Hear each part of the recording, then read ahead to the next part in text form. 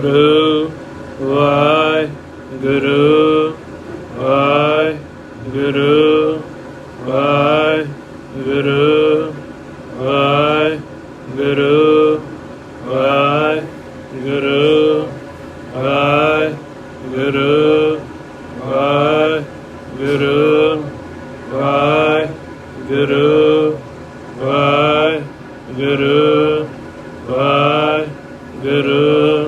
ਵਾਹਿਗੁਰੂ ਵਾਹਿਗੁਰੂ ਵਾਹਿਗੁਰੂ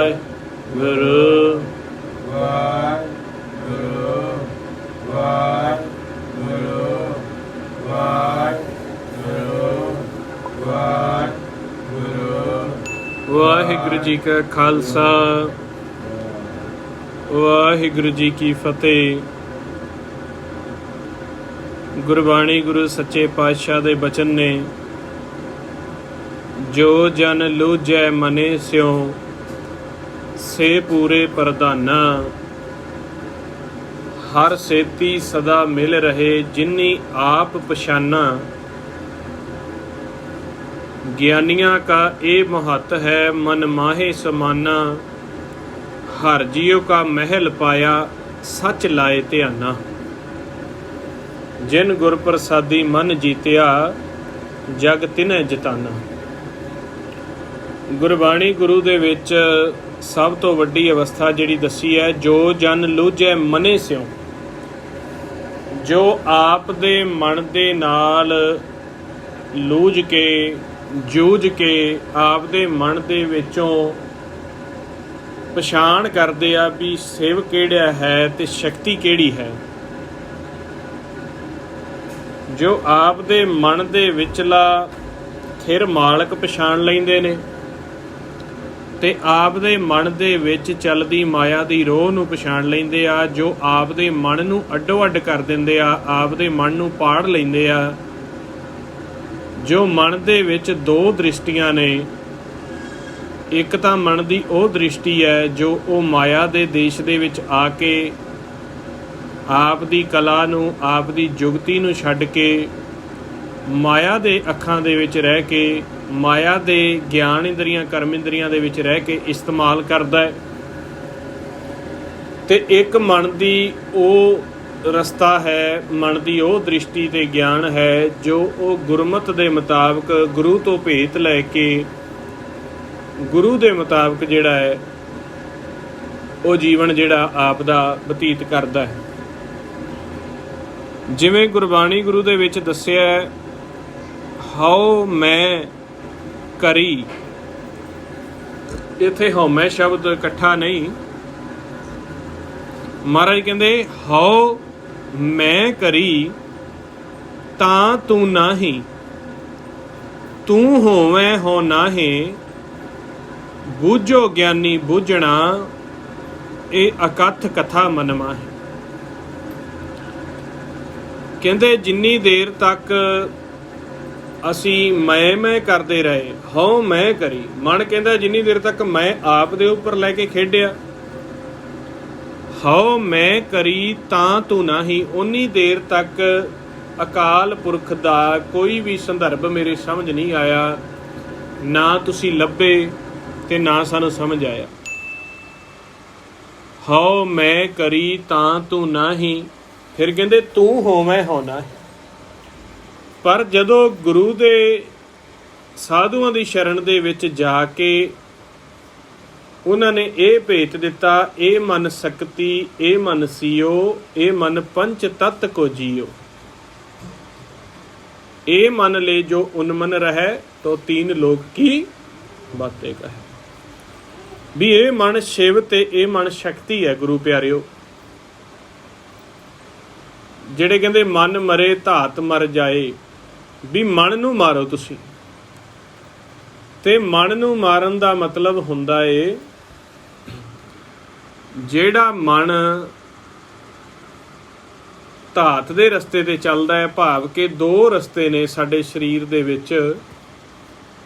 ਜੇ ਅਸੀਂ ਦੇਖੀਏ ਸੂਖਮ ਤੌਰ ਤੇ ਜਿਹੜਾ ਸਾਡਾ ਗਿਆਨ ਹੈ, ਸੂਖਮ ਤੌਰ ਤੇ ਸਾਡਾ ਸਰੀਰ ਹੈ, ਜੇ ਆਪਾਂ ਧਰਤੀ ਤੇ ਇਨਸਾਨ ਦੇਖਦੇ ਹਾਂ ਤੇ ਦੋ ਰਸਤਿਆਂ ਤੇ ਚੱਲਦੇ ਆ।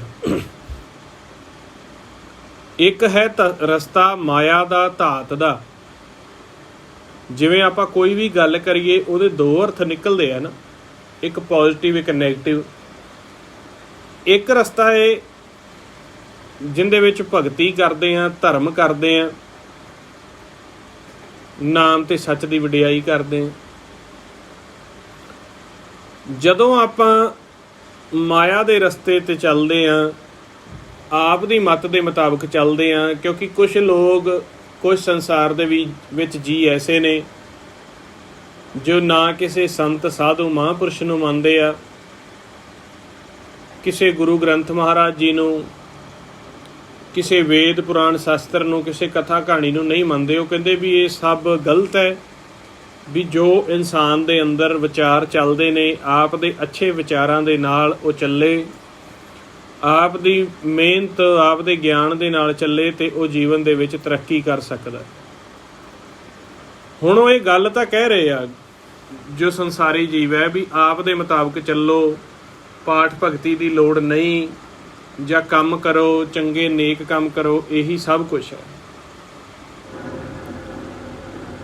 ਪਰ ਉਹਨਾਂ ਗੁਰਮੁਖਾਂ ਨੂੰ ਇਹ ਨਹੀਂ ਪਤਾ ਵੀ ਜਿਹੜਾ ਇਹ ਕਰਮ ਜਾਂ ਇਹ ਜ਼ਮੀਨ ਜਾਇਦਾਦ ਜਾਂ ਜਿਹੜਾ ਇਹ ਤੁਹਾਡਾ ਸਰੀਰ ਹੈ ਜਿਹਨੂੰ ਤੁਸੀਂ ਕਹਿ ਰਹੇ ਹੋ ਵੀ ਬਸ ਇਹਦੇ ਤੱਕ ਹੀ ਸੀਮਿਤ ਰਹੋ, ਇਹ ਤੁਹਾਨੂੰ ਕਿਹਨੇ ਦਿੱਤਾ ਹੈ?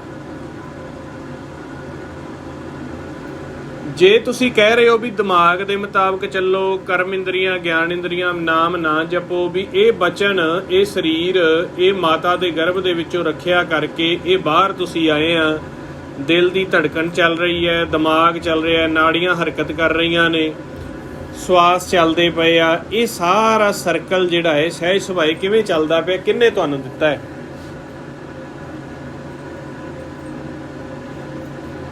ਜਿੰਦੇ ਬਾਰੇ ਆਪਾਂ ਜਦੋਂ ਗੁਰਬਾਣੀ ਗੁਰੂ ਦੇ ਵਿੱਚ ਵਿਚਾਰ ਕਰਦੇ ਹਾਂ ਤੇ ਫਿਰ ਉਹ ਦੱਸਦੇ ਨੇ, ਜਿਹੇ ਪ੍ਰਸਾਦ ਧਰ ਉਪਰ ਸੁਖ ਬਸੈ, ਸੁਤ ਭਰਾਤ ਮੀਤ ਬਨਤਾ ਸੰਗ ਹਸੈ। ਇਹ ਕਹਿੰਦੇ ਜਿਹੇ ਪ੍ਰਸਾਦ ਕਹਿ ਦਿੱਤੀ ਗੱਲ, ਕਹਿੰਦੇ ਜਿਨ੍ਹਾਂ ਦੀ ਕਿਰਪਾ ਦੁਆਰਾ, ਜਿਨ੍ਹਾਂ ਦੇ ਦਿੱਤੇ ਹੋਏ ਦੁਆਰਾ ਤੂੰ ਧਰਤੀ ਦੇ ਉੱਪਰ ਵਸਦਾ ਪਿਆ। ਠੀਕ ਹੈ ਵੀ ਤੈਨੂੰ ਪਦਾਰਥ ਦਿੱਤੇ ਆ, ਮਨ ਸਜਾਮਾ ਦਿੱਤਾ ਹੈ, ਸਟੈਂਡਰਡ ਦਿੱਤਾ ਹੈ, ਜੌਬ ਦਿੱਤੀ ਹੈ, ਜਾਂ ਇਹ ਹੁਨਰ ਹੈ, ਦਿਮਾਗ, ਸਮਰੱਥਾ, ਗਿਆਨ, ਪਾਵਰ। ਬੇਸ਼ੱਕ ਤੁਸੀਂ ਪਰਮੇਸ਼ਰ ਨੂੰ ਭੁੱਲ ਕੇ ਕਹਿ ਰਹੇ ਹੋ ਕਿ ਇਹ ਮੈਂ ਹੀ ਹਾਂ, ਮੇਰਾ ਹੀ ਕੀਤਾ ਹੋਇਆ, ਪਰ ਗੁਰਬਾਣੀ ਵਿੱਚ ਪੜ੍ਹੀਏ ਤੇ ਕਹਿੰਦੇ ਵੀ ਠੀਕ ਹੈ ਤੁਸੀਂ ਕਹਿ ਰਹੇ ਹੋ ਚੰਗੇ ਕਰਮ ਕਰੋ, ਸੰਸਾਰ ਦੁਨੀਆ ਵਿੱਚ ਵਿਚਰੋ, ਭੈਣ ਭਾਈਆਂ ਨਾਲ ਵਰਤੋ, ਕਿਸੇ ਦਾ ਖਾਓ ਨਾ, ਮਾੜਾ ਨਾ ਕਰੋ, ਚੰਗਾ ਖਾਓ, ਚੰਗਾ ਬੋਲੋ, ਠੀਕ ਹੈ, ਪਰ ਇਹ ਗਿਆਨ ਤੁਹਾਨੂੰ ਕਿਹਨੇ ਦਿੱਤਾ? ਤੁਹਾਡੇ ਵਿੱਚ ਬੋਲਦਾ ਕੌਣ ਪਿਆ? ਇਹ ਸੋਹਣੀਆਂ ਗੱਲਾਂ, ਇਹ ਗਿਆਨ ਦੀਆਂ ਗੱਲਾਂ ਤੁਹਾਡੇ ਦਿਮਾਗ ਵਿੱਚ, ਤੁਹਾਡੇ ਵਿੱਚ ਕਿੱਥੋਂ ਆ ਰਹੀਆਂ? ਤੇ ਬਾਣੀ ਵਿਚਾਰੀਏ ਤੇ ਕਹਿੰਦੇ ਜਿਹੇ ਪ੍ਰਸਾਦ ਧਰ ਉੱਪਰ ਸੁਖ ਬਸੈ, ਵੀ ਚਾਹੇ ਕੋਈ ਮਾਲਕ ਨੂੰ ਜਾਣਦਾ ਹੈ ਚਾਹੇ ਨਹੀਂ ਜਾਣਦਾ, ਪਰ ਵਸਦੇ ਸਾਰੇ ਉਹਨਾਂ ਦੀ ਕਿਰਪਾ ਦੁਆਰਾ ਹੀ ਧਰਤੀ ਤੇ ਪਏ ਆ, ਕਿਉਂਕਿ ਮਾਲਕ ਨਿਰਭਉ ਨੇ, ਨਿਰਵੈਰ ਨੇ, ਉਹ ਵੈਰ ਨਹੀਂ ਕਰਦੇ। ਜੇ ਉਹਨਾਂ ਨੂੰ ਕੋਈ ਨਹੀਂ ਸਮਝਦਾ, ਜੇ ਉਹਨਾਂ ਨੂੰ ਕੋਈ ਮੰਦਾ ਚੰਗਾ ਵੀ ਚਾਹੇ ਸਾਰਾ ਸੰਸਾਰ ਕਹੀ ਜਾਂਦਾ, ਪਰ ਉਹ ਗੁੱਸਾ ਨਹੀਂ ਕਰਦੇ ਕਿਉਂਕਿ ਖੇਲ ਉਹਨਾਂ ਦਾ ਆਪ ਦਾ ਹੈ। ਜਿਹੇ ਪ੍ਰਸਾਦ ਧਰ ਉੱਪਰ ਸੁਖ ਬਸੈ, ਸੁਤ ਭਰਾਤ ਮੀਤ ਬਨਤਾ ਸੰਗ ਹਸੈ। ਉਹਨਾਂ ਦੀ ਕਿਰਪਾ ਹੀ ਆ ਵੀ ਜਿਹੜਾ ਤੁਸੀਂ ਘਰ ਵਾਲੀ, ਬੱਚੇ, ਭਾਈਆਂ ਭੈਣਾਂ ਦੇ ਨਾਲ ਹੱਸਦੇ ਖੇਡਦੇ ਜੀਵਨ ਗੁਜ਼ਾਰ ਰਹੇ ਹੋ। ਜਿਹੇ ਪ੍ਰਸਾਦ ਪੀਵੈ ਸੀਤਲ ਜਲਾ, ਸੁਖਦਾਈ ਪਵਨ ਪਾਵਕ ਅਮੁੱਲਾ। ਉਹਨਾਂ ਦੀ ਕਿਰਪਾ ਦੇ ਨਾਲ ਹੀ ਤੁਹਾਨੂੰ ਇਹ ਪਾਣੀ ਦਾ ਸਰੀਰ ਤੇ ਪਾਣੀ ਤੋਂ ਬਣੇ ਪਦਾਰਥ ਮਿਲੇ ਆ, ਅਣਮੁੱਲੇ ਸਵਾਸਾਂ ਦਾ ਧਨ ਪਵਨ ਮਿਲੀ ਹੈ ਤੇ ਅਣਮੁੱਲੀ ਅਗਨ ਮਿਲੀ ਹੈ, ਜਿਹੜੀ ਅਗਨ ਦੇ ਸਹਾਰੇ ਤੁਹਾਡਾ ਸਰੀਰ ਚੱਲਦਾ ਪਿਆ। ਜੇ ਅਗਨ ਦਾ ਤੱਤ ਨਾ ਹੋਵੇ ਤੇ ਸਾਡਾ ਸਰੀਰ ਖਤਮ ਹੋ ਜਾਏਗਾ, ਉੱਥੇ ਹੀ ਰੁਕ ਜਾਏਗਾ, ਕਿਉਂਕਿ ਜਦੋਂ ਸਾਡਾ ਸਰੀਰ ਖਤਮ ਹੁੰਦਾ ਹੈ ਉਦੋਂ ਅਗਨ ਆਪ ਦਾ ਕੰਮ ਕਰਨਾ ਛੱਡ ਦਿੰਦੀ ਹੈ ਤੇ ਅਗਨ ਨੂੰ ਸ਼ਿਵ ਕਿਹਾ। ਪੌਣ ਖਤਮ ਹੁੰਦੀ ਹੈ ਤੇ ਪਾਣੀ ਹਰਕਤ ਕਰਨਾ ਛੱਡ ਦਿੰਦਾ ਹੈ ਤੇ ਅਗਨ ਵੀ ਖਤਮ ਹੋ ਜਾਂਦੀ ਹੈ, ਤੇ ਕਹਿੰਦੇ ਇਹ ਪੌਣ ਪਾਣੀ ਅਗਨੀ ਦਾ ਮੇਲ ਦਿੱਤਾ ਹੈ ਤੁਹਾਨੂੰ। ਜਿਹੇ ਪ੍ਰਸਾਦ ਭੋਗੈ ਸਭ ਰਸਾ, ਸਗਲ ਸਮਗਰੀ ਸੰਗ ਸਾਥ ਬਸਾ। ਦੀਨੇ ਹਸਤ ਪਾਮ ਕਰਨ ਨੇਤਰ ਰਸਨਾ, ਤਿਸੇ ਤਿਆਗ ਅਵਰ ਸੰਗ ਰਚਨਾ। ਐਸੇ ਦੋਖ ਮੂੜ ਅੰਧ ਵਿਆਪੇ, ਨਾਨਕ ਕਾਢ ਲਿਓ ਪ੍ਰਭ ਆਪੇ। ਕਹਿੰਦੇ ਉਪਦੇਸ਼ ਤਾਂ ਤੂੰ ਬੜਾ ਸੋਹਣਾ ਕਰ ਰਿਹਾ ਗੁਰਮੁਖਾ, ਪਰ ਮਾਲਕ ਤੋਂ ਆਕੀ ਹੋ ਕੇ ਕਰ ਰਿਹਾ। ਪਿਛਲੇ ਕਰਮਾਂ ਦੇ ਵੰਡੇ ਬੜੀਆਂ ਬੇਨਤੀਆਂ ਜੋਦੜੀਆਂ ਕੀਤੀਆਂ, ਤੇ ਫਿਰ ਜਾ ਕੇ ਕਿਤੇ ਸੱਚੇ ਪਾਤਸ਼ਾਹ ਨੇ ਸੋਹਣਾ ਸਰੀਰ ਦਿੱਤਾ, ਦੁਨਿਆਵੀ ਧਨ ਦਿੱਤਾ, ਦੁਨਿਆਵੀ ਰਿਸ਼ਤੇਦਾਰੀਆਂ, ਭੈਣ ਭਾਈ, ਦੁਨਿਆਵੀ ਧਰਤੀ ਦੇ ਉੱਪਰ ਦੇਸ਼ ਵਿਦੇਸ਼ ਦਾ ਵਪਾਰ ਦਿੱਤਾ, ਦੀਨੇ ਹਸਤ ਹੱਥ ਦਿੱਤੇ, ਪੈਰ ਦਿੱਤੇ, ਕਰਨ ਹੋ ਗਏ, ਕੰਨ ਦਿੱਤੇ, ਅੱਖਾਂ ਦਿੱਤੀਆਂ, ਮੂੰਹ ਦਿੱਤਾ। ਮਹਾਰਾਜ ਕਹਿੰਦੇ ਪਏ ਨਾ ਕਿੰਨੇ ਦਿੱਤਾ ਹੈ। ਦੀਨੇ ਹਸਤ ਪਾਮ ਕਰਨ ਨੇਤਰ ਰਸਨਾ, ਤਿਸੇ ਤਿਆਗ ਅਵਰ ਸੰਗ ਰਚਨਾ। ਕਹਿੰਦੇ ਇਹ ਗਲਤੀ ਹੈ ਵੀ ਤੂੰ ਬਾਕੀ ਸਭ ਠੀਕ ਹੈ, ਵੀ ਹੱਥ ਵੀ ਸੋਹਣੇ ਹੁੰਦੇ ਆ, ਕੰਨ ਵੀ ਸੋਹਣੇ ਆ, ਦਿਮਾਗ ਵੀ ਬਹੁਤ ਵਧੀਆ ਚੀਜ਼ ਆ, ਪਰ ਜੇ ਪਰਮੇਸ਼ਰ ਨੂੰ ਜਿਸ ਪ੍ਰਕਾਸ਼ ਨੂਰ ਵਿੱਚੋਂ ਇਹ ਤੱਤ ਪੈਦਾ ਹੋਏ ਨੇ, ਜਦੋਂ ਉਹਨੂੰ ਤਿਆਗ ਕੇ ਇਕੱਲੀ ਇਹਨਾਂ ਦੀ ਸਿਫਤ ਕਰੀਏ ਤੇ ਫਿਰ ਤੁਸੀਂ ਦੋਸ਼ੀ ਹੋ ਜਾਂਦੇ ਹੋ। ਐਸੇ ਦੋਖ ਮੂੜ ਅੰਧ ਵਿਆਪੇ। ਕਹਿੰਦੇ ਇਹ ਜੇ ਦੁੱਖ ਲੱਗੇ ਨੇ ਕਿ ਮਾਇਆ ਨੂੰ ਵੇਖਦਾ ਵੇਖਦਾ ਮਾਇਆ ਦੇ ਨਾਲ ਹੀ ਪਿਆਰ ਪਾ ਬੈਠਾ ਹੈ, ਮਾਇਆ ਦੇ ਨਾਲ ਪਿਆਰ ਪਾ ਬੈਠਾ, ਤੇ ਮੂੜ ਕਹਿ ਦਿੱਤਾ ਹੈ, ਅੰਨਾ ਕਹਿ ਦਿੱਤਾ ਹੈ, ਬੌਲਾ ਕਹਿ ਦਿੱਤਾ ਹੈ, ਗਿਆਨਹੀਣ ਕਹਿ ਦਿੱਤਾ ਹੈ। ਕਿਉਂਕਿ ਜੇਕਰ ਤੁਹਾਨੂੰ ਦੁਨਿਆਵੀ ਗਿਆਨ ਹੈ, ਚਾਹੇ ਜਿੰਨਾ ਮਰਜ਼ੀ ਹੈ ਤੁਸੀਂ ਜੋ ਕਿਤਾਬਾਂ 'ਚੋਂ ਪੜ੍ਹਿਆ ਹੈ, ਵੇਦ ਸ਼ਾਸਤਰਾਂ 'ਚੋਂ ਪੜ੍ਹਿਆ ਹੈ, ਪਰ ਜੇਕਰ ਤੁਹਾਨੂੰ ਅਸਲ ਗਿਆਨ ਵੀ ਜਿੱਥੋਂ ਇਹ ਗਿਆਨ ਨਿਕਲਦਾ ਪਿਆ, ਜਦੋਂ ਗੁਰੂ ਨਾਨਕ ਸਾਹਿਬ ਨੂੰ ਪਾਂਧਾ ਉਰਦੂ ਦਾ ਅੱਖਰ ਅਲਫ ਸਿਖਾਉਣ ਲੱਗਾ, ਅਲਫ ਤੋਂ ਬਾਅਦ ਕਹਿੰਦਾ ਵੀ ਆਖ ਬੇ। ਮਹਾਰਾਜ ਕਹਿੰਦੇ ਬੇ ਤਾਂ ਮੈਂ ਕਹਿ ਦਿਆਂਗਾ, ਪਰ ਮੈਨੂੰ ਪਹਿਲਾਂ ਇਹ ਦੱਸ ਵੀ ਜਿਹੜਾ ਅਲਫ ਹੈ, ਭਾਵ ਕਿ ਜਿਵੇਂ ਆਪਣਾ ਊੜਾ ਹੈ ਜਾਂ ਇੰਗਲਿਸ਼ 'ਚ ਏ ਸ਼ਬਦ ਹੈ, ਹਿੰਦੀ ਵਿੱਚ ਐ ਸ਼ਬਦ ਹੈ, ਉਹ ਕਹਿੰਦੇ ਅਲਫ ਤਾਂ ਕਹਿ ਦਿੱਤਾ, ਬੇ ਤੱਕ ਤਾਂ ਗੱਲ ਬਾਤ ਦੀ ਆ, ਭਲਾ ਇਹ ਦੱਸ ਅਲਫ ਕਿੱਥੋਂ ਪੈਦਾ ਹੋਇਆ। ਇੱਕ ਹੈ, ਇੱਕ ਕਿੱਥੋਂ ਆਇਆ, ਤੇ ਇੱਕ ਕੀ ਆ, ਤੇ ਇੱਕ ਕੌਣ ਆ, ਇਹਦਾ ਜਵਾਬ ਦੇ ਦਿਓ। ਹੁਣ ਅਸੀਂ ਗੱਲ ਪਦਾਰਥ ਤੋਂ ਸ਼ੁਰੂ ਕਰ ਲੈਂਦੇ ਹਾਂ ਵੀ ਪੜ੍ਹੋ ਲਿਖੋ, ਟਾਈਮ 'ਤੇ ਸੋਵੋ, ਜਿਹੜੀ ਆ ਹੈਲਥ ਰੱਖੋ, ਵੈਲਥ ਰੱਖੋ, ਪਰ ਪਦਾਰਥ ਆਇਆ ਕਿੱਥੋਂ, ਇਹਦਾ ਜਵਾਬ ਮੰਗਦੇ। ਇਸ ਕਰਕੇ ਗੁਰਬਾਣੀ ਗੁਰੂ ਪਦਾਰਥ ਤੋਂ ਤੋੜਦੇ ਨਹੀਂ ਪਏ, ਜਿੱਥੋਂ ਪਦਾਰਥ ਨਿਕਲਿਆ ਉਹਦੀ ਸੋਝੀ, ਉਹਦਾ ਧਿਆਨ ਬਖਸ਼ ਕੇ ਤੇ ਉਹਦੇ ਸਨਮੁਖ ਰਹਿ ਕੇ ਫਿਰ ਕਹਿੰਦੇ ਆ ਵੀ ਪਦਾਰਥਾਂ ਦੇ ਵਿੱਚ ਖੇਡੋ। ਜ਼ਿੰਦਗੀ ਨਹੀਂ ਛਡਵਾ ਰਹੇ। ਗ੍ਰਿਸ਼ਤੀ ਨੂੰ ਕਹਿੰਦੇ ਆ ਤੂੰ ਇੱਕ ਚੰਗਾ ਗ੍ਰਿਸ਼ਤੀ ਕਿਵੇਂ ਬਣ ਸਕਦਾ ਹੈ, ਗੁਰਬਾਣੀ ਗੁਰੂ ਦਾ ਇਹ ਕਨਸੈਪਟ ਹੈ। ਬ੍ਰਾਹਮਣ ਨੂੰ ਕਹਿੰਦੇ ਆ ਤੂੰ ਇੱਕ ਚੰਗਾ ਬ੍ਰਾਹਮਣ ਕਿਵੇਂ ਬਣ ਸਕਦਾ ਹੈ। ਪੰਡਤ ਨੂੰ ਕਹਿੰਦੇ ਆ ਤੂੰ ਕਿਵੇਂ ਪੰਡਤ ਬਣ ਸਕਦਾ ਹੈ। ਮੁਸਲਮਾਨ ਨੂੰ ਕਹਿੰਦੇ ਤੂੰ ਮੁਸਲਮਾਨ ਕਿਵੇਂ ਬਣ ਸਕਦਾ ਹੈ। ਜੋਗੀ ਨੂੰ ਕਹਿੰਦੇ ਆ ਤੂੰ ਜੋਗੀ ਕਿਵੇਂ ਬਣ ਸਕਦਾ ਹੈ। ਇਹਨਾਂ ਦਾ ਖੰਡਨ ਤਾਂ ਕਰਦੇ ਆ ਵੀ ਪਰਮੇਸ਼ਰ ਅਕਾਲ ਪੁਰਖ ਦੀ ਤੁਹਾਨੂੰ ਪਛਾਣ ਨਹੀਂ, ਉਸ ਨੂਰ ਪ੍ਰਕਾਸ਼ ਦਾ ਤੁਹਾਨੂੰ ਭੇਤ ਨਹੀਂ। ਇੱਧਰ ਕਰ ਬੰਦ ਕਰ, ਤੇ ਤੁਸੀਂ ਇਕੱਲਾ ਭੇਖਧਾਰੀ ਬਣ ਕੇ ਗਿਆਨ ਦੇ ਤੌਰ ਤੇ ਜਾਂ ਵਰਤਨੇਮ ਕਰਕੇ ਤੁਸੀਂ ਕਹਿੰਦੇ ਹੋ ਵੀ ਅਸੀਂ ਜੋਗੀ ਹਾਂ, ਅਸੀਂ ਬ੍ਰਾਹਮਣ ਹਾਂ, ਚਾਹੇ ਅਸੀਂ ਉੱਚ ਵਰਣ ਦੇ ਹਾਂ, ਤੇ ਇਹ ਗਲਤ ਹੈ। ਪਰਮੇਸ਼ਰ ਦਾ ਤਾਂ ਪਛਾਣ ਨਹੀਂ ਤੁਹਾਨੂੰ, ਇਕੱਲਾ ਗਿਆਨ ਧਿਆਨ ਦੇ ਆਧਾਰ ਤੇ ਹੀ ਕਹਿ ਰਹੇ ਹੋ। ਇਸ ਕਰਕੇ ਇੱਕ ਜੀਵ ਨੂੰ ਮਨਮੁਖ ਉਦੋਂ ਕਹਿ ਦਿੱਤਾ ਜਾਂਦਾ ਹੈ ਜਦੋਂ ਇਕੱਲੀ ਉਹ ਮਾਇਆ ਦੀ ਪਦਾਰਥ ਦੀ ਉਸਤਤਤਾ ਕਰਦਾ ਹੈ, ਪਰਮੇਸ਼ਰ ਨੂੰ ਭੁੱਲ ਜਾਂਦਾ ਹੈ ਤੇ ਨਾ ਪਰਮੇਸ਼ਰ ਦੀ ਖੋਜ ਕਰਦਾ ਹੈ। ਸਿਰਫ ਜੋ ਪਦਾਰਥ ਉਹਨੂੰ ਦਿੱਤੇ ਆ, ਜਿਵੇਂ ਜੋ ਡੰਗਰ ਨੂੰ ਪਸ਼ੂ ਨੂੰ ਜੀਵਨ ਦਿੱਤਾ ਹੁੰਦਾ ਹੈ, ਓਨੇ ਕੁ ਜੀਵਨ 'ਚ ਹੀ ਉਹ ਖੁਸ਼ ਰਹਿੰਦਾ ਹੈ। ਇਸੇ ਤਰੀਕੇ ਇੱਕ ਮਨਮੁਖ ਜੀਵ ਨੂੰ ਕਿਹਾ ਜਾਂਦਾ ਵੀ ਇਹਨੂੰ ਜੋ ਦਿੱਤਾ ਹੈ ਬਸ ਉਸੇ ਦੇ ਗੁਣ ਗਾਈ ਜਾਂਦਾ ਹੈ, ਹੋਰ ਕੋਈ ਖੋਜ ਨਹੀਂ ਕਰਦਾ ਵੀ ਮੈਂ ਕੌਣ ਆ, ਕਿੱਥੋਂ ਆਇਆ। ਮਨਮੁਖ ਨੂੰ ਤਾਂ ਵੇਖੋ ਇੱਥੋਂ ਤੱਕ ਨਹੀਂ ਪਤਾ ਹੁੰਦਾ ਕਿ ਉਹਦਾ ਅਸਲ ਸਰੂਪ ਕੀ ਆ। ਜੋ ਇਹ ਸਰੀਰ ਪੰਜਾਂ ਤੱਤਾਂ ਦਾ ਦਿੱਤਾ ਹੈ ਉਹ ਇਸੇ ਨੂੰ ਹੀ ਆਪ ਦਾ ਅਸਲ ਸਰੂਪ ਮੰਨ ਰਿਹਾ ਹੈ। ਔਰ ਹਾਲਾਂਕਿ ਜੋ ਵਿੱਚ ਵਸਣ ਵਾਲਾ ਮਨ ਹੈ, ਅਸਲ ਸਰੂਪ ਤਾਂ ਉਹਦਾ ਉਹ ਹੈ ਜੋ ਜੋਤ ਸਰੂਪ ਹੈ, ਸੂਖਮ ਹੈ, ਪਰ ਉਹ ਇਹ ਹਿਊਮਨ ਬੋਡੀ ਜਿਹਦੇ ਵਿੱਚ ਮਨ ਖੇਡਣ ਆਇਆ ਹੋਇਆ, ਇਸ ਸਰੀਰ ਵਿੱਚ ਜਿਹਦੇ ਦੁਆਰਾ ਤੁਸੀਂ ਦੇਖ ਰਹੇ ਹੋ, ਬੋਲ ਰਹੇ ਆ, ਉਹ ਇਸੇ ਨੂੰ ਆਪ ਦਾ ਸਰੀਰ ਮੰਨਦਾ। ਤਾਂ ਹੀ ਤਾਂ ਸਾਰੀ ਸਾਰੀ ਉਮਰ ਇਸੇ ਦੀ ਭਗਤੀ ਕਰੀ ਜਾਂਦਾ, ਇਸੇ ਦੇ ਗੁਣ ਗਾਈ ਜਾਂਦਾ ਤੇ ਦੂਜਿਆਂ ਨੂੰ ਵੀ ਪ੍ਰੇਰਦਾ ਹੈ ਸਰੀਰ ਨਾਲ ਜੁੜੋ। ਉਹ ਅਜਾਣ ਹੈ, ਅਗਿਆਨੀ ਹੈ। ਤਾਂ ਕਹਿੰਦੇ ਹਉ ਮੈਂ ਕਰੀ ਤਾਂ ਤੂੰ ਨਹੀਂ। ਕਹਿੰਦੇ ਅੱਜ ਤੱਕ ਅਸੀਂ ਮੈਂ ਇਸੇ ਚੱਕਰ 'ਚ ਹੀ ਰਹੇ, ਤੁਹਾਡੀ ਖੋਜ ਨਹੀਂ ਕੀਤੀ, ਸਿਰਫ ਜੋ ਤੁਸੀਂ ਦਿੱਤਾ ਉਹਦੇ ਨਾਲ ਜੁੜ ਕੇ ਤੇ ਉਹਦੀ ਉਸਤਤ ਕਰੀ ਗਏ, ਭੁੱਲ ਗਏ ਵੀ ਕਿਵੇਂ ਕਿਹਨੇ ਦਿੱਤਾ। ਹੋ ਮੈਂ ਕਰੀ ਤਾਂ ਤੂੰ ਨਹੀਂ, ਫਿਰ ਕਹਿੰਦੇ ਤੂੰ ਹੋਵੇਂ ਹੋ ਨਾ ਹੈ।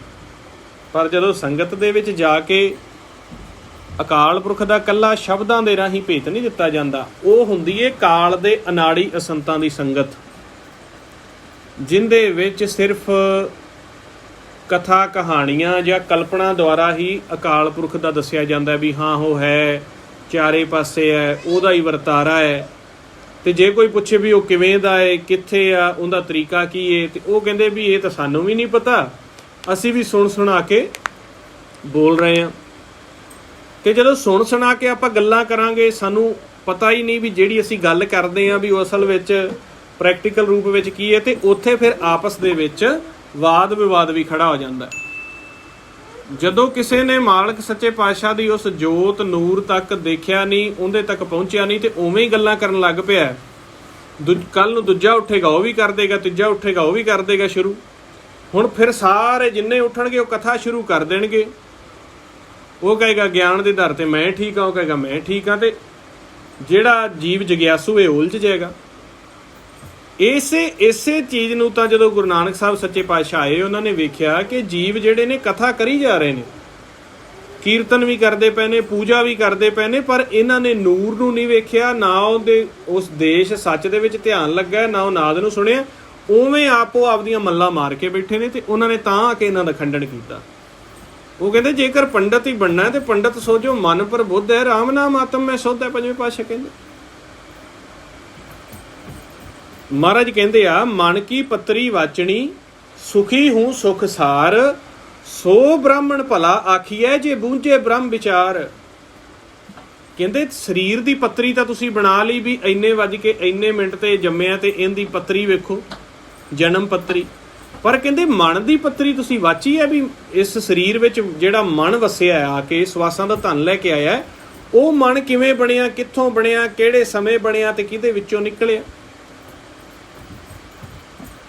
ਤਨ ਦੇ ਮਾਤਾ ਪਿਤਾ ਤਾਂ ਦੁਨਿਆਵੀ ਨੇ, ਜਿਨ੍ਹਾਂ ਦੇ ਰਕਤ ਤੇ ਬਿੰਦ ਤੋਂ ਇਹ ਸਰੀਰ ਪੈਦਾ ਹੋਇਆ ਹੈ, ਪਰ ਇਹਦੇ ਵਿੱਚ ਵਸਣ ਵਾਲਾ ਜੋ ਸਵਾਸਾਂ ਦਾ ਧਨ ਖਤਮ ਹੋਣ ਤੇ ਜੋ ਨਿਕਲ ਜਾਂਦਾ ਹੈ, ਜੋ ਰੋਜ਼ ਦਾ ਰੋਜ਼ ਰਾਤ ਨੂੰ ਜਦੋਂ ਸਾਡਾ ਸਰੀਰ ਰਿਲੈਕਸ ਹੁੰਦਾ ਹੈ ਤੇ ਇਹਦੇ ਵਿੱਚੋਂ ਨਿਕਲ ਜਾਂਦਾ ਹੈ, ਰਾਤ ਦੀ ਖੇਡ ਉਧਰ ਖੇਡਦਾ ਹੈ, ਦਿਨ ਦੀ ਰੇਤ ਇਸ ਦਿਨ ਦੀ ਖੇਡ ਇਸ ਸਰੀਰ ਵਿੱਚ ਖੇਡਦਾ ਹੈ, ਉਹ ਕਿੱਥੋਂ ਬਣਿਆ।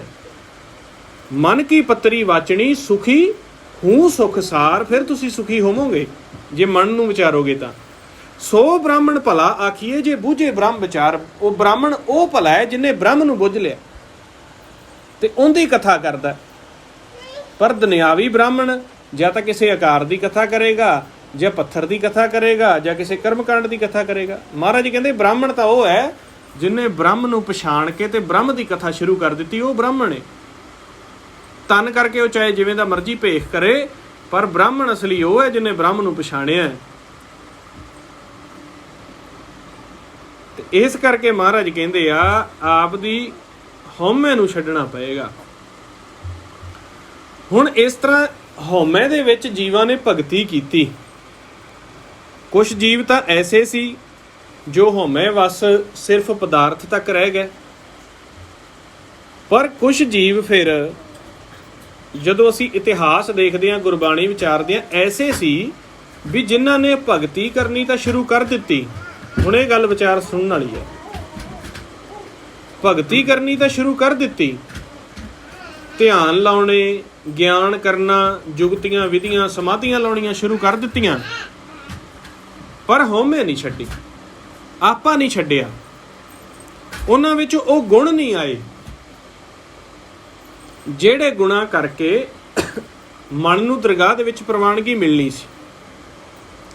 ਕੱਲੀਆਂ, ਮੈਂ ਅੱਗੇ ਵੀ ਗੱਲ ਕਰਦਾ, ਕੱਲੀਆਂ ਸਮਾਧੀਆਂ ਲੱਗ ਕੇ, ਜੁਗਤੀਆਂ ਭੁਗਤੀਆਂ ਲੱਗ ਕੇ, ਜਾਂ ਕੱਲੇ ਆਪਾਂ ਕਹੀਏ ਜਾਪ ਕਰ ਕਰਕੇ, ਜਾਂ ਕੱਲਾ ਗਿਆਨ ਕਰਕੇ ਹੀ ਦਰਗਾਹ ਵਿੱਚ ਪ੍ਰਵਾਨਗੀ ਹੋ ਜਾਂਦੀ ਹੈ। ਤੇ ਮਹਾਰਾਜ ਕਹਿੰਦੇ ਨਾ, ਇਸ ਤਰ੍ਹਾਂ ਨਹੀਂ ਆਉਂਦੀ ਵੀ ਜੇ ਆਪਾਂ ਕੱਲਾ ਇਹੀ ਗਿਆਨ ਧਿਆਨ ਕਰਕੇ ਹੀ ਕਹੀਏ ਵੀ ਪਾਰ ਨਿਕਲ ਜਾਵਾਂਗੇ।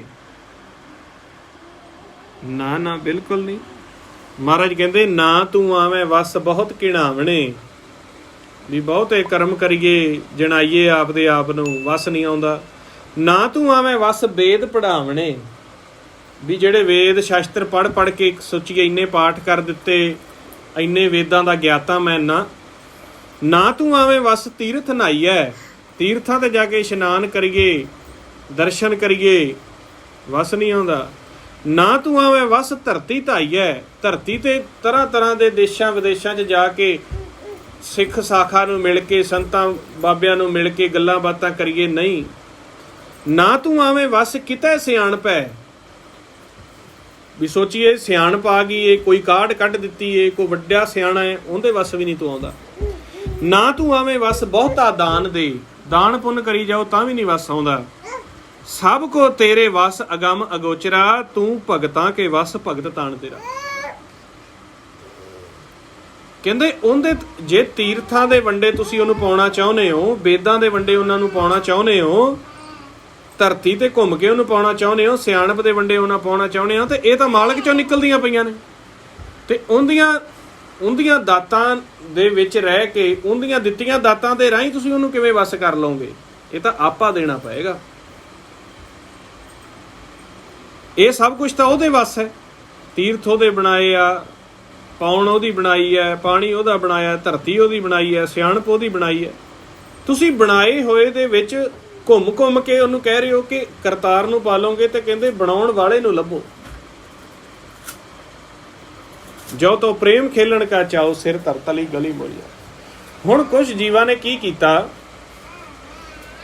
ਇਸ ਤਰ੍ਹਾਂ ਹਉਮੈ ਨੂੰ ਛੱਡਿਆ ਨਹੀਂ ਤੇ ਆਪਦੇ ਯਤਨ ਕਰਨੇ ਸ਼ੁਰੂ ਕਰ ਦਿੱਤੇ।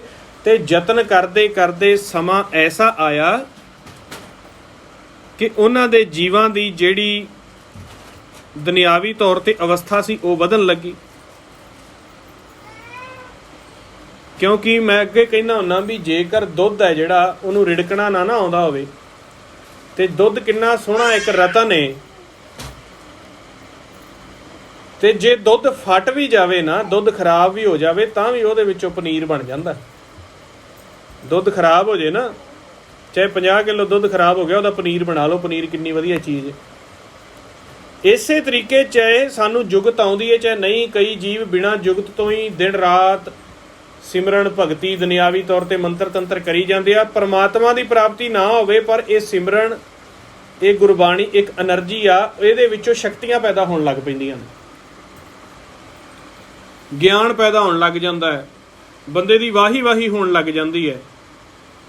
ਤੇ ਬਹੁਤੇ ਜੀਵ ਆਮ ਤੌਰ, ਇਹ ਗੱਲ ਸੁਣਨ ਵਾਲੀ ਹੈ, ਬਹੁਤੇ ਜੀਵ ਭੇਖ ਨੂੰ ਵੇਖ ਕੇ, ਅਗਲੇ ਦੇ ਨਿਰੇ ਪੁਰੇ ਗਿਆਨ ਨੂੰ ਦੇਖ ਕੇ, ਉਹਦੀ ਮਾੜੀ ਮੋਟੀ ਕੋ ਰਿੱਧ ਸਿੱਧ ਨੂੰ ਵੇਖ ਕੇ ਹੀ ਸੋਚਦੇ ਆ ਵੀ ਇਹ ਪੂਰਾ ਸੰਤ ਹੈ।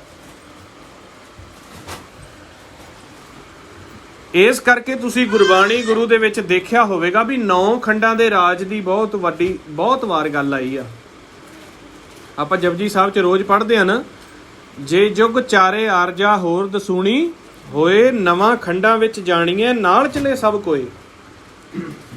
ਕਹਿੰਦੇ ਜੇਕਰ ਇੱਕ ਇਨਸਾਨ ਬਿਨਾਂ ਭੇਤ ਜੁਗਤ ਤੋਂ ਇੰਨੀ ਅਵਸਥਾ ਕਰ ਲਵੇ ਕਿ ਆਪਦੀ ਉਮਰ ਨੂੰ 4 ਯੁਗਾਂ ਦੀ ਖੇਲ ਚੱਲਦੀ ਹੈ ਨਾ, 4 ਯੁਗਾਂ ਤੋਂ 40 ਯੁਗ ਤੱਕ 10 ਗੁਣੀ ਭਾਵ, ਜੇ ਯੁਗ ਚਾਰੇ ਆਰਜਾ ਹੋਰ ਦਸੂਣੀ ਹੋਏ, 10 ਗੁਣਾ 40 ਯੁਗ ਤੱਕ ਵਧਾਉਣੀ ਜਾਣਦਾ ਹੋਵੇ, ਨਵਾਂ ਖੰਡਾਂ ਵਿੱਚ ਜਾਣੀਏ, 9 ਖੰਡਾਂ ਵਿੱਚ ਉਹਦਾ ਨਾਮ ਚੱਲਦਾ ਹੋਵੇ। ਹੁਣ ਇਹਦੇ ਤੋਂ ਕੀ ਮਤਲਬ ਹੈ? 9 ਖੰਡਾਂ ਵਿੱਚ ਕਿਵੇਂ ਨਾਮ ਚੱਲੇਗਾ? 9 ਖੰਡ ਜਿਵੇਂ ਹੁਣ ਇੱਕ ਮੰਗਲ ਹੈ, ਬੁੱਧ ਗ੍ਰਹਿ ਆ, ਵੀ ਇਹਨਾਂ ਦੇ ਉੱਪਰ ਨਾਮ ਚੱਲਦਾ ਹੋਵੇ। ਇਹ ਥੋੜੀ ਨਾ ਵੀ ਹੁਣ ਵੀ ਕੋਈ ਇੱਕ ਐਸਾ ਇਨਸਾਨ ਹੋਵੇ ਵੀ ਜਿਹੜਾ ਹੈਲੀਕਾਪਟਰ ਜਾਂ ਜਹਾਜ਼ ਜਾਂ ਮਿਸਾਈਲ ਰਾਹੀਂ ਉਸ ਗ੍ਰਹਿ ਤੇ ਚਲਾ ਜਾਂਦਾ, ਉੱਥੇ ਉਹਦਾ ਨਾਂ ਚੱਲਦਾ ਹੈ ਉਸ। ਇਹਦਾ ਇੱਕ ਕਨਸੈਪਟ ਹੈ। ਇੱਕ ਹੋਰ ਵੀ ਸ਼ਬਦ ਆਉਂਦਾ ਹੈ, ਬਿਨ ਸਿਮਰਨ ਜੋ ਜੀਵਨ ਬਰਲਣਾ, ਸਰਪ ਜੈਸੇ ਅਰਜਾੜੀ, ਨਵ ਖੰਡਨ ਕੋ ਰਾਜ ਕਮਾਵੇ, ਅੰਤ ਚ ਲੈ ਗੋਹਾਰੀ। ਨਵ ਖੰਡਨ ਦਾ ਰਾਜ ਕਿਵੇਂ ਕਮਾਇਆ ਜਾਂਦਾ ਹੈ? ਮਹਾਰਾਜ ਨੇ ਕਿਹਾ ਨਾ ਵੀ ਜੇ 9 ਖੰਡਾਂ ਦਾ ਤੂੰ ਰਾਜ ਕਮਾਉਣਾ ਹੈ ਜਾਂ 9 ਖੰਡਾਂ ਤੱਕ ਤੇਰੀ ਪਹੁੰਚ ਹੈ, ਉਹ ਕਿਵੇਂ ਹੈ? ਇਸ ਕਨਸੈਪਟ ਨੂੰ ਸਮਝਣਾ ਪਏਗਾ। ਸਾਡਾ ਮਨ ਜਿਹੜਾ ਹੈ ਸੂਖਮ ਭਗਤੀ ਕਰਕੇ ਧਿਆਨ ਵਿੱਚ ਬੈਠ ਕੇ ਸਾਡੀ ਸੁਰਤੀ ਇੰਨੀ ਵਿਵੇਕ ਹੋ ਜਾਂਦੀ ਹੈ ਕਿ ਸਾਡੇ ਧਿਆਨ ਦੇ ਵਿੱਚ, ਜਿਵੇਂ ਗੁਰੂ ਨਾਨਕ ਸਾਹਿਬ ਨੇ ਧਿਆਨ ਦੇ ਵਿੱਚ ਖੰਡਾਂ ਬ੍ਰਹਿਮੰਡਾਂ ਦੀ ਖੋਜ ਕੀਤੀ ਨਾ, ਐਸੇ ਜੋਗੀ ਜਪੀ ਤਪੀ ਪੁਰਸ਼ ਵੀ ਹੋਏ ਨੇ ਵੀ ਜਿਨ੍ਹਾਂ ਨੇ ਆਪਦੇ ਧਿਆਨ ਨੂੰ, ਆਪਦੀ ਸੁਰਤੀ ਨੂੰ ਇੰਨਾ ਵਿਵੇਕ ਕਰ ਲਿਆ ਸੀ। ਜਿਵੇਂ ਇਨਸਾਨ ਤਾਂ ਮਿਸਾਈਲਾਂ ਲੈ ਕੇ ਤੇ ਬਾਹਰੋਂ ਹਜੇ ਖੋਜਾਂ ਕਰਦਾ ਫਿਰਦਾ ਨਾ, ਟੈਲੀਸਕੋਪ ਨਾਲ ਜਾਂ ਉੱਪਰ ਜਿਹੜੀ ਇਹਨਾਂ ਨੇ ਸੈਟੇਲਾਈਟ ਛੱਡੀਆਂ ਨੇ ਉਹਨਾਂ ਨਾਲ। ਸਾਡੀ ਸੁਰਤੀ, ਮਨ ਇੱਕ ਸਭ ਤੋਂ ਵੱਡੀ ਪਾਵਰਫੁਲ ਚੀਜ਼ ਆ। ਜੇਕਰ ਮਨ ਨੂੰ ਧਿਆਨ ਦੇ ਵਿੱਚ ਬਿਠਾ ਕੇ ਅੰਤਰਗਤ ਜੇਕਰ ਪਾਉਣ ਦੇ ਸ਼ਬਦ ਜਿਹੜੇ ਆ, ਜਾਂ ਮੰਤਰ ਉਚਾਰਨ ਦੁਆਰਾ ਬੁੱਧੀ ਨੂੰ ਇੰਨਾ ਵਿਵੇਕ ਕਰ ਲਿਆ ਕਿ ਉਹ ਇਸ ਸਰੀਰ ਦੇ ਵਿੱਚ ਬੈਠ ਕੇ ਹੀ 9 ਖੰਡਾਂ ਦਾ ਗਿਆਨ ਪ੍ਰਾਪਤ ਕਰ ਲੈਂਦੇ ਸੀ।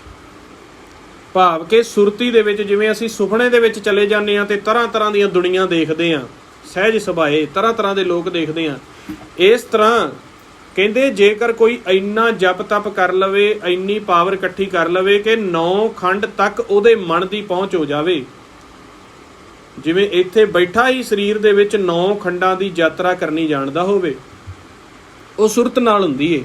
ਕਹਿੰਦੇ 9 ਖੰਡਾਂ ਤੱਕ ਸੂਖਮ ਦੇ ਵਿੱਚ ਇਹ ਖੇਲ ਚੱਲਦਾ ਹੈ।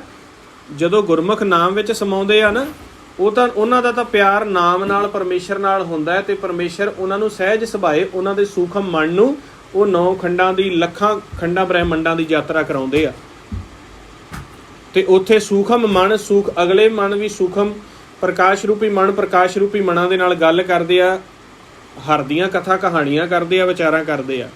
ਪਰ ਮਹਾਰਾਜ ਕਹਿੰਦੇ ਵੀ ਜੇਕਰ ਹਉਮੈ ਟੁੱਟੀ ਨਹੀਂ, ਸੱਚ ਦੇ ਸਨਮੁਖ ਹੋਇਆ ਨਹੀਂ, ਮਨ ਦੇ ਵਿੱਚੋਂ ਕੌੜੇ ਬੋਲ ਨਿਕਲੇ ਨਹੀਂ, ਨਿੰਦਿਆ ਉਸਤਤ ਨਿਕਲੀ ਨਹੀਂ, ਕੱਲਾ ਉਵੇਂ ਜਪ ਤਪ ਜ਼ੋਰ ਦੇ ਸਿਰ ਤੇ ਸਰੀਰ ਦੇ ਉੱਪਰ ਤਸੀਹੇ ਲੈ ਕੇ ਇੰਨਾ ਵੀ ਤੂੰ ਜੇਕਰ ਬਲ ਬਣਾ ਲਵੇਂ ਕਿ ਤੇਰਾ ਮਨ 9 ਖੰਡਾਂ ਤੱਕ ਜਾਣ ਪਛਾਣ ਦਾ ਕਰ ਲਵੇ, 9 ਖੰਡਾਂ ਵਿੱਚ ਜਾਣ ਦਾ, ਇੱਧਰ ਉੱਧਰ ਆਣ ਜਾਣ ਦਾ ਰਾਹੀ ਬਣ ਜਾਵੇ। ਪਰ ਜੇ ਕਹਿੰਦੇ ਪਰਮੇਸ਼ਰ ਦੇ ਭਾਣੇ 'ਚ ਨਹੀਂ ਆਇਆ,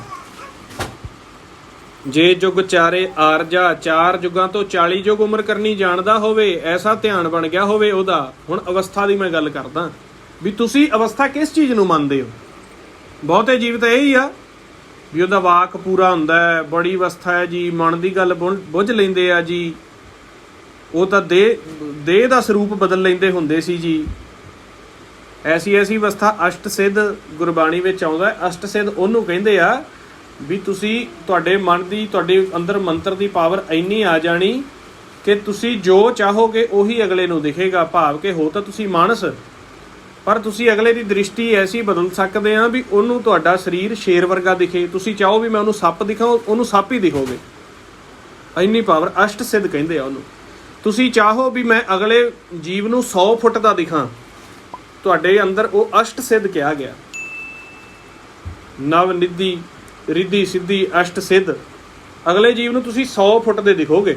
ਜਿਸ ਚਾਹੋ ਮੈਂ 1 ਇੰਚ ਦਾ ਦਿਖਾਂ ਤੇ 1 ਇੰਚ ਦੇ ਦਿਖੋਗੇ। ਇੰਨੀਆਂ ਵੀ ਰਿੱਧੀਆਂ ਸਿੱਧੀਆਂ ਸ਼ਬਦ ਅਭਿਆਸ ਦੇ ਨਾਲ ਧਿਆਨ ਦੇ ਵਿੱਚੋਂ ਨਿਕਲ ਸਕਦੀਆਂ ਨੇ। ਤੁਸੀਂ ਦੇਖਦੇ ਆ ਨਾ, ਆਪਾਂ ਜਿਵੇਂ ਆਮ ਤੌਰ ਤੇ ਮਹਾਭਾਰਤ ਜਾਂ ਰਾਮਾਇਣ ਦੇ ਵਿੱਚ ਪੜ੍ਹਦੇ ਆ, ਜਾਂ ਉਹ ਟੀਵੀ 'ਚ ਵੀ ਦਿਖਾਉਂਦੇ ਆ ਵੀ ਉਹ ਆਪਦੇ ਕੱਦ ਨੂੰ ਵੱਡਾ ਕਰ ਲੈਂਦੇ ਸੀ, ਛੋਟਾ ਕਰ ਲੈਂਦੇ ਸੀ। ਇਸ ਤਰ੍ਹਾਂ ਦੀਆਂ ਸ਼ਕਤੀਆਂ ਹੁੰਦੀਆਂ ਨੇ।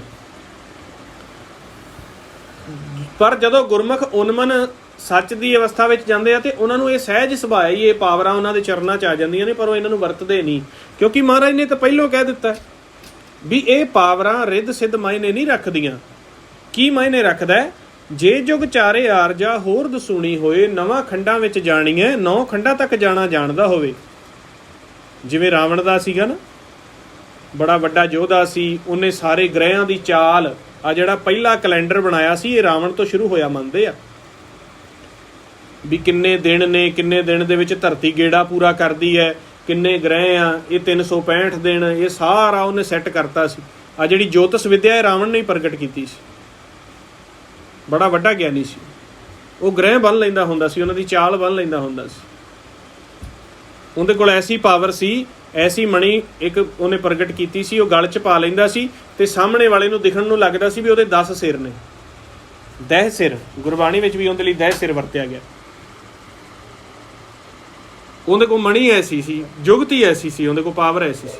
ਤਾਂ ਹੀ ਮਹਾਰਾਜ ਕਹਿੰਦੇ 9 ਖੰਡਾਂ ਵਿੱਚ ਜਾਣੀਏ, ਨਾਲ ਚਾਲੇ ਸਭ ਕੋਏ, ਚੰਗਾ ਨਾਉ ਰਖਾਏ ਕੇ ਜਸ ਕੀਰਤ ਜਗ ਲੇ। ਤੇ ਇਸ ਜਗਤ ਵਿੱਚ ਵੀ ਕੋਈ ਵੀ ਜੀਵ ਨਾ ਕਹਿੰਦਾ ਹੋਵੇ, ਜਿਵੇਂ ਆਪਾਂ ਕਹਿੰਦੇ ਹਾਂ ਨਾ ਉਹ ਭਲਾ ਹੈ ਜੀ, ਸਾਰੀ ਧਰਤੀ ਹੀ ਉਹਦੀ ਵਾਹ ਵਾਹ ਕਰਦੀ ਹੋਵੇ, ਪਰ ਕਹਿੰਦੇ ਜੇ ਤਿਸ ਨਜ਼ਰ ਨਾ ਆਵਈ ਤਾਂ ਬਾਤ ਨਾ ਪੁੱਛੇ ਕਿ। ਪਰ ਜੇਕਰ ਮਾਲਕ ਦੀ ਹੁਕਮ 'ਚ ਨਹੀਂ ਆਇਆ, ਮਾਲਕ ਨੂੰ ਜੇਕਰ ਉਹ ਦੇਖਦਾ ਨਹੀਂ, ਮਾਲਕ ਦੇ ਸਨਮੁਖ ਨਹੀਂ ਰਹਿੰਦਾ, ਜੋਤ ਦਾ ਉਹਨੂੰ ਭੇਤ ਨਹੀਂ ਆਇਆ, ਗਿਆਨ ਤਾਂ ਛੱਡੋ ਵੀ 9 ਖੰਡਾਂ ਤੱਕ ਉਹਦੀ ਜਾਣ ਪਛਾਣ ਆ, 40 ਜੋ ਉਮਰ ਏ, ਪਰ ਜੇ ਉਹ ਮਾਲਕ ਦੇ ਸਨਮੁਖ ਨਹੀਂ ਹੈਗਾ, ਇਕੱਲਾ ਹੰਕਾਰ 'ਚ ਹੀ ਚੱਲਦਾ ਪਿਆ ਵੀ ਬਾਬਾ ਜੀ ਨੇ ਇਹਨਾਂ ਦੇ ਪਿੱਛੇ ਸੰਗਤ ਬਹੁਤ ਆ, ਇਹਨਾਂ ਨੂੰ ਗਿਆਨ ਬਹੁਤ ਹੈ, ਚੜ੍ਹਦੀ ਕਲਾ ਬਹੁਤ ਆ, ਇਹ ਤਾਂ ਚੀਜ਼ਾਂ ਮਹਾਰਾਜ ਨੇ ਕਹੀਆਂ ਹੀ ਨਹੀਂ। ਮਹਾਰਾਜ ਕਹਿੰਦੇ ਇਸ ਤੋਂ ਉੱਪਰ 9 ਖੰਡਾਂ ਤੱਕ ਦਾ ਵੀ ਰਾਜ ਹੋਵੇ ਤਾਂ ਕੀ ਬਾਬਾ ਜੀ ਅੱਜ ਕੱਲ੍ਹ ਦੇ ਬਾਬਾ ਜੀ ਪਿੱਛੇ ਤਾਂ ਕੋਈ 10-20 ਹਜ਼ਾਰ 50,000 ਬੰਦਾ ਹੋਊਗਾ। ਮਹਾਰਾਜ ਕਹਿੰਦੇ 9 ਖੰਡਾਂ ਦੇ ਵਿੱਚ ਲੋਕ ਉਹਦੇ ਪਿੱਛੇ ਹੋਣ ਸੁਖਮ ਤੱਕ, ਜੇ ਤਿਸ ਨਜ਼ਰ ਨਾ ਆਵਈ ਤਾਂ ਬਾਤ ਨਾ ਪੁੱਛੇ ਕਿ। ਉਸ ਦਰਗਾਹ ਵਿੱਚ ਉਹਦੀ ਬਾਤ ਨਹੀਂ ਪੁੱਛਣੀ ਕਿਸੇ ਨੇ। ਕੀ ਕਹਿੰਦੇ, ਕੀਟਾਂ ਅੰਦਰ ਕੀਟ ਧਰ, ਕੀਟ ਕਰ ਦੋਸੀ ਦੋਸ ਧਰੇ। ਕੀੜੇ ਦੇ ਜ਼ਖਮ ਦੇ ਵਿੱਚ ਕੀੜਾ ਬਣਾ ਕੇ ਉਹਨੂੰ ਪੈਦਾ ਕਰਦਾ ਹੈ, ਉਹਨੂੰ ਦੋਸ਼ੀ ਬਣਾ ਦਿੰਦਾ ਹੈ। ਨਾਨਕ ਨਿਰਗੁਣ ਗੁਣ ਕਰੇ, ਗੁਣਵੰਤਿਆਂ ਗੁਣ ਦੇ, ਤੇਹਾ ਕੋਈ ਨਾ ਸੁਝਈ ਜੇ ਤਿਸ ਗੁਣ ਕੋਈ ਕਰੇ। ਇਸ ਕਰਕੇ ਨਿਰਗੁਣ ਜਿਹੜੇ ਹੁੰਦੇ ਨੇ ਉਹਨਾਂ ਦੀ ਕੋਈ ਬਾਤ ਨਹੀਂ ਪੁੱਛਦਾ, ਇੱਕੋ ਹੀ ਗੁਣਾ, ਤੇਹਾ ਕੋਈ ਨਾ ਸੁਝਈ। ਫਿਰ ਸਭ ਤੋਂ ਵੱਡਾ ਕੌਣ ਹੈ? ਜੇ ਤਿਸ ਗੁਣ ਕੋਈ ਕਰੇ, ਜਿਹੜਾ ਮਾਲਕ ਦੇ ਹੁਕਮ ਵਿੱਚ ਉਹਦੀ ਰਜ਼ਾ 'ਚ ਉਹਦੇ ਸਨਮੁਖ ਰਹਿ ਕੇ ਚੱਲ ਪਿਆ। ਇਸ ਕਰਕੇ ਸਾਡੇ ਮਨ ਦੇ ਵਿੱਚ ਹੁੰਦਾ ਵੀ ਪਤਾ ਨਹੀਂ ਅਵਸਥਾ ਸ਼ਬਦ, ਅਸੀਂ ਬਹੁਤੇ ਜੀਵ ਆ ਜਿਹੜੇ ਇੱਧਰੋਂ ਉੱਧਰੋਂ ਕਥਾ ਬਾਹਲੀਆਂ ਸੁਣਦੇ ਆ, ਕੋਈ ਸੁਣੀ ਜਾਂਦਾ, ਕੋਈ ਸਾਨੂੰ ਜੀ ਸਿਮਰਨ ਕਰਕੇ ਅਵਸਥਾ, ਸਾਡੇ ਬਚਨ ਤਾਂ ਪੂਰੇ ਹੋਣ ਲੱਗ ਗਏ ਨੇ ਜੀ, ਹੁਣ ਇਸ ਤੋਂ ਅੱਗੇ ਕਿਹੜੀ ਅਵਸਥਾ ਆਏਗੀ। ਮੈਂ ਕਿਹਾ ਇਹ ਤਾਂ ਫਿਰ ਕਾਲ ਦੇ ਦਾਇਰੇ 'ਚ ਜਾ ਰਹੇ ਹੋ ਤੁਸੀਂ। ਵੀ ਅਸੀਂ ਸੋਚਦੇ ਹਾਂ ਵੀ ਸਿਮਰਨ ਕਰਕੇ ਰਿੱਧ ਸਿੱਧ ਆ ਜਾਣੀ, ਸਿਮਰਨ ਕਰਕੇ ਕੋਈ ਪਿਛਲੇ ਪੂਰਬਲੇ ਜਨਮ ਦਿਖਣ ਲੱਗ ਜਾਣੇ ਜਿਨ੍ਹਾਂ ਵਿੱਚੋਂ ਅਸੀਂ ਹਾਰ ਕੇ ਆ ਰਹੇ ਹਾਂ, ਜਾਂ ਸਿਮਰਨ ਕਰਕੇ ਕੋਈ ਸਾਡੇ ਪੈਸੇ ਦਾ ਜਾਂ ਜ਼ਮੀਨ ਜਾਇਦਾਦ ਦਾ ਕੰਮ ਚੱਲ ਪੈਣਾ। ਇਹ ਅਵਸਥਾ ਹੈ ਨਹੀਂ, ਇਹ ਤਾਂ ਕਾਲ ਦੀ ਕਿਰਪਾ, ਇਹਨਾਂ ਦਾ ਤਾਂ ਖੰਡਨ। ਫਿਰ ਸਿਮਰਨ ਕਰਕੇ ਕਿਰਪਾ ਕਿਵੇਂ ਹੁੰਦੀ ਏ? ਸਿਮਰਨ ਕਰਕੇ ਤਾਂ ਕਿਰਪਾ ਉਦੋਂ ਹੁੰਦੀ ਆ ਜਦੋਂ ਮਨ ਦੇ ਵਿੱਚ ਸਹਿਜ ਆਵੇਗੀ, ਮਨ 'ਚ ਆਨੰਦ ਬਣੇਗਾ, ਮਨ 'ਚ ਪਿਆਰ ਆਏਗਾ, ਸਾਰਿਆਂ ਨੂੰ ਇੱਕ ਨਿਗਾਹ ਨਾਲ ਦੇਖੇਗਾ। ਤੇ ਉਹਦੇ ਬਾਰੇ ਸਪੈਸ਼ਲ ਮਹਾਰਾਜ ਨੇ ਫਿਰ ਦੱਸਿਆ। ਤੁਸੀਂ ਸੁਖਮਣੀ ਸਾਹਿਬ ਜਦੋਂ ਪੜ੍ਹਦੇ ਹੋ ਨਾ ਵੀ ਸਿਮਰਨ ਕਰਕੇ ਜਿਨ੍ਹਾਂ ਤੇ ਕਿਰਪਾ ਹੁੰਦੀ ਹੈ ਉਹ ਕਿਵੇਂ ਦੇ ਹੁੰਦੇ ਆ। ਜਿਹੜੀ ਸੁਖਮਣੀ ਸਾਹਿਬ 'ਚ ਇੱਕ ਪੂਰੀ ਸੰਤ ਦੀ ਵਡਿਆਈ ਕੀਤੀ ਹੈ, ਸਾਧੂ ਦੀ ਵਡਿਆਈ ਕੀਤੀ ਹੈ ਤੇ ਬ੍ਰਹਮ ਗਿਆਨੀ ਦੀ ਵਡਿਆਈ ਕੀਤੀ ਵੀ ਜੇਕਰ ਕੋਈ ਬ੍ਰਹਮ ਗਿਆਨੀ ਤੇ ਉਹ ਕਿਵੇਂ ਦਾ।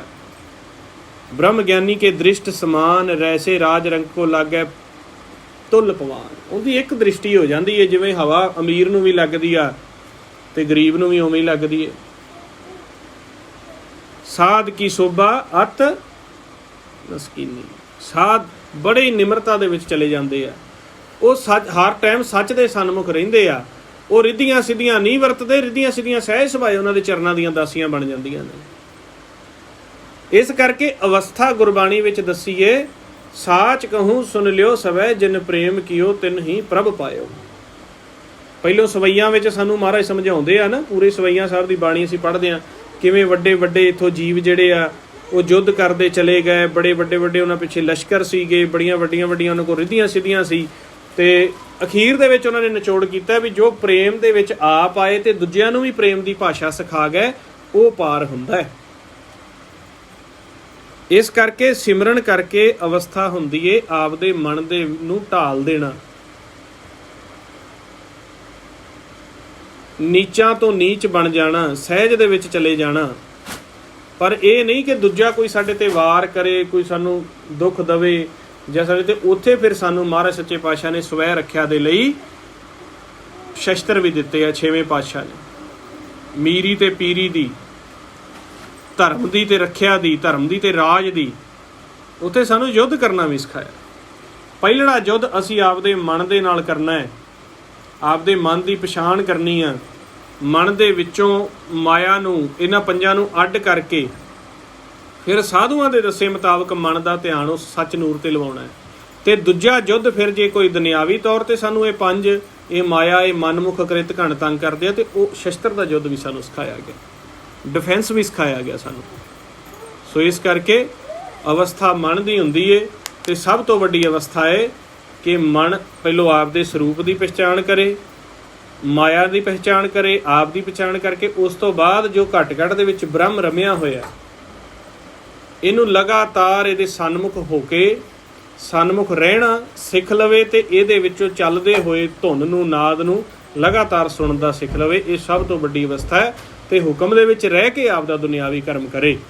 ਬਾਕੀ ਦੀਆਂ ਅਵਸਥਾ, ਕਈ ਜੀਵ ਕਹਿੰਦੇ ਆ ਜੀ ਸਾਨੂੰ ਰਾਤ ਨੂੰ ਆਹ ਦਿਖਦਾ ਹੈ, ਆਹ ਪਤਾ ਲੱਗਣ ਲੱਗ ਗਿਆ, ਉਹਨਾਂ ਅਵਸਥਾ ਠੀਕ ਆ ਜਦੋਂ ਇਸ ਰਸਤੇ ਤੇ ਚੱਲੀਏ ਤੇ ਇਹ ਸਾਰੀਆਂ ਅਵਸਥਾ ਸਾਨੂੰ ਆਉਂਦੀਆਂ ਨੇ। ਪਰ ਸਭ ਤੋਂ ਪਹਿਲਾਂ ਮਨ ਦੇ ਵਿੱਚ ਨਮਰਤਾ ਹੀ, ਮਨ 'ਚ ਪਿਆਰ, ਮਨ ਦੇ ਵਿੱਚ ਜਿਹੜਾ ਹੈ ਸਰਬ ਮੈਂ ਪੇਖੈ ਭਗਵਾਨ, ਇਹ ਅਵਸਥਾ ਜਿੰਨੀ ਦੇਰ ਤੱਕ ਨਹੀਂ ਆਉਂਦੀ, ਜਿੰਨੀ ਦੇਰ ਤੱਕ ਹੰਕਾਰ ਨਹੀਂ ਅੰਦਰ ਦਾ ਤੁਹਾਡਾ ਖਤਮ ਹੁੰਦਾ ਪਿਆ, ਇੱਕ ਦੂਜੇ ਨਾਲ ਤੁਸੀਂ ਧੜੇ ਬਣਾ ਰਹੇ ਹੋ, ਆਪ ਦੀ ਜੈ ਜੈਕਾਰ ਲਈ ਤੁਸੀਂ ਲੜਾਈਆਂ ਝਗੜੇ ਕਰ ਰਹੇ ਹੋ, ਮੁੱਖ ਤੋਂ ਮਿੱਠੇ ਹੋ, ਅੰਦਰੋਂ ਸ਼ਰੀਬਾਜ਼ ਹੋ, ਪੈਸੇ ਦੀ ਭੁੱਖ ਹੈ, ਪੈਸੇ ਦੇ ਲਈ ਤੁਸੀਂ ਤਰ੍ਹਾਂ ਤਰ੍ਹਾਂ ਦੇ ਕਰਮਕਾਂਡ ਕਰ ਰਹੇ ਹੋ, ਭਰਮਾ ਰਹੇ ਹੋ, ਸੱਚ ਦ੍ਰਿੜ ਨਹੀਂ ਕਰਵਾ ਰਹੇ, ਦਬਾ ਰਹੇ ਹੋ, ਡਰਾ ਕੇ ਆਪਦੇ ਪਿੱਛੇ ਲਾ ਰਹੇ ਹੋ, ਦੂਜਿਆਂ ਨੂੰ ਭਰਮ 'ਚ ਪਾ ਰਹੇ ਹੋ, ਤੇ ਤੁਸੀਂ ਕਾਹਦੇ ਪ੍ਰਧਾਨ ਹੋ, ਕਾਹਦੇ ਗੁਰਮੁਖ ਹੋ, ਠੱਗ ਹੋ ਤੁਸੀਂ।